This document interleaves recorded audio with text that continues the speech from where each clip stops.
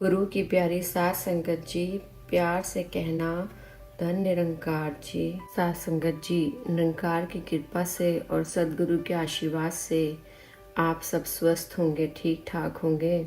सात संगत जी, आज गुरु चर्चा में हम 5 प्रण के बारे में चर्चा करेंगे। सात संगत, संत निरंकारी मिशन के 5 प्रण ऐसे मूलभूत सिद्धांत हैं कि जिन्हें स्वीकार करने के बाद ही गुरसिख आगे जा सकता है और इन्हें अपनाकर ही जीवन को सहज, सरल और भक्तिमय बनाया जा सकता है।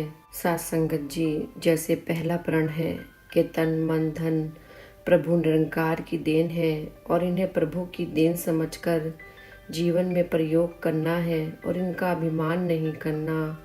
सात संगत जी, दूसरा प्रण है कि जात पात वर्ण आश्रम आदि का अभिमान नहीं करना। सात संगत जी, तीसरा प्रण है कि किसी के खान पान और रहन सहन पर आपत्ति या नफरत नहीं करनी। सात संगत जी, चौथा प्रण है कि गृहस्थ में रहना है, वेशधारी साधु संत फकीर बनकर समाज पर बोझ नहीं बनना। सात संगत जी, पांचवा प्रण है सदगुरु द्वारा दिया गया ब्रह्म ज्ञान सदगुरु की आज्ञा के बिना नहीं खोलना। सात संगत जी, सदगुरु ने पहले प्रण के द्वारा हमें बताया है कि जो कुछ इस जीवन में इस जीव आत्मा से जुड़ा है, ऐसे ये तन मन धन हमारा नहीं है और इन्हें प्रभु का मानकर हम चिंता मुक्त हो जाना है और जीवन यापन की असुरक्षा से मुक्त होना है, लोभ लालच क्रोध मोह माया से मुक्त होना है।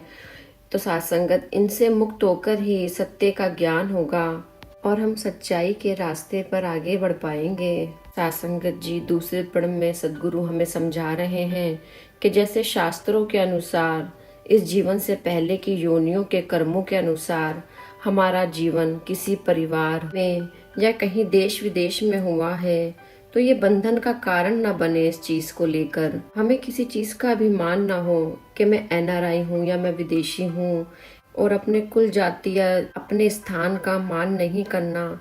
इसे निरंकार के चरणों में सौंप कर भूल जाना है और दूसरों के मन भाव का सम्मान करना है और सभी की समानता के स्तर पर व्यवहार कर एक दूसरे के प्रति प्रेम भाव रखना है।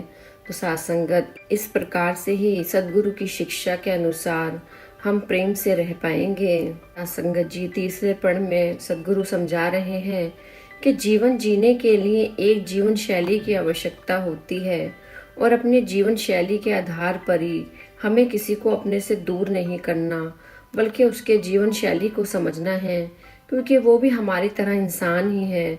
इस तरह विविधता में एक तत्व की स्थापना करते हुए हम एक तत्व की ओर ही बढ़ते रहेंगे, तभी हम अहंकार से बाहर निकल पाएंगे। सात संगत जी, जो पहले 3 प्रणों में जो सदगुरु बातें हमें समझा रहे हैं, क्या वो सही रूप में हमें समझ आ रही हैं? अगर समझ आ रही हैं तो तभी हम सही मायने में मानव बन सकते हैं। सात संगत जी, ये धरती बहुत सुंदर है जो अनेकों जन समूहों से सजी हुई है। सात संगत जी, ये दुनिया देश के हर मानव समाज से मिलकर बनी हुई है और समाज की सबसे मजबूत और मूल इकाई परिवार है। तो सात संगत जी, गुरु ने हमें चौथे प्रण के रूप में पहले 3 प्रणों के सार्थक रूप में जीवन जीने का तरीका सिखाया है कि परिवार में रहते हुए हमारा हर उस बात से सामना होता है जो प्रथम पहले 3 प्रणों में है कि जीवन का हर एक पल परीक्षा का पल है और जीवन की हर परीक्षा में सफल होना खुद के अकेले के वश की बात नहीं होती। सात संगत जी, परिवार में हर सदस्य जब तक ब्रह्म ज्ञान को सही मायने में नहीं समझेगा तब तक परीक्षा में पास नहीं हो सकता। सात संगत जी, जो परिस्थितियां हमारे दायरे या सोच से बाहर होती हैं, निरंकार के स्मरण द्वारा हम उनका सहजता से सामना कर पाते हैं। सात संगत जी, परिवार का हर सदस्य हर स्थिति में परिवार में एकता और आपस की समझदारी द्वारा आदर करता है और ये भी जरूरी है कि हमें संतों का संग करके बार बार उनके अनुभवों का सुनकर संगत में जाकर उन्हें अपने पारिवारिक जीवन में अपनाने की आवश्यकता होती है। इसीलिए तो सद्गुरु ने हमें साथ संगत का रास्ता बताया है और साथ संगत में हमें अपने मन में उत्पन्न होने वाली शंकाओं का समाधान प्राप्त होता है, जो भी हमारे अंदर सवाल चल रहे होते हैं उसका जवाब हमें खुद ब खुद मिल जाता है। और संगत में दूसरे महापुरुषों के अनुभवों को सुनकर हमें अपने जीवन में उन परिस्थितियों के आने पर उनका सामना सहज रूप में कर पाने की शक्ति और समझ मिलती है। जैसे संतों ने कहा है, पकिया दे नाल रल के बैठो, कच्चियां दे नाल रलो ना। जैसे हमें सदैव ऐसे महात्माओं के संग करना है जो इस प्रभु परमात्मा का जीवन का आधार मानते हैं और उनका जीवन सदगुरु की शिक्षाओं के अनुसार है। उनका अपना विश्वास पक्का है। डावाडोल वाला विश्वास वाले लोगों के साथ रहने से खुद का विश्वास भी डावाडोल हो जाता है। साथ संगत जी, हर परिवार में प्रेम सम्मान, एक दूसरे के भावों को आदर करना, अपनी बात को शांति पूर्वक रखना, नम्रता से पेश करना, समता भाव से सभी से व्यवहार करना और मुश्किल समय में निरंकार पर विश्वास रखते हुए एक दूसरे को प्रेरित करना, परिवार के सदस्यों की सेवा करना, बुजुर्गों का सम्मान करना और उनसे आशीर्वाद प्राप्त करते रहना। सासंगत जी, यही सुंदर भाव होने चाहिए। इसके लिए सेवा सिमरन सत्संग का सुंदर स्वरूप घर में बना रहने की जरूरत है। सासंगत जी, 5वें प्रण में सदगुरु माता जी समझाती हैं कि सदगुरु द्वारा दिया गया ज्ञान बिना सदगुरु की आज्ञा के नहीं खोलना।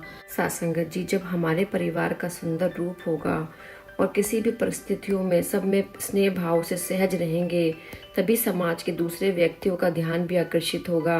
तभी ये लगेगा कि इस परिवार में कुछ तो खास है, कुछ तो है जो सभी एक सूत्र में बंधे हुए हैं, कुछ तो है जो इनकी मुस्कुराहट के पीछे दिखता है। जब ऐसा होगा तभी तो हमसे कोई पूछेगा कि आपकी खुशी का राज क्या है। और ये परिस्थितियाँ वो परिस्थितियाँ हैं कि जब हम 5वें प्रण का सामना करते हैं और सदगुरु ने इसी परिस्थिति तक पहुँचने को संत कहा है। साथ संगत जी, केवल बोलने से नहीं और सोचने से भी नहीं, बल्कि कर्म रूप में हमें अपने जीवन में सदगुरु की सिखलाई को अपनाना है और अपने जीवन में ऐसी परिभाषा करनी है कि पहले 4 प्रणों को सही रूप में अपनाकर और उनके अनुसार अपने जीवन को जीकर हम 5वें प्रण को मानने के द्वार पर पहुंचेंगे। और 5वें प्रण का ये कर्म महज एक कर्म नहीं है, ये एक जीवन जीने की शैली है जिससे गुजरकर हर इंसान कर्म करते हुए निर्लेप रहकर परिवार समाज में रहते हुए निरंकार प्रभु का सिमरन कर सकता है, मानव जीवन का उद्देश्य को पूर्ण कर सकता है।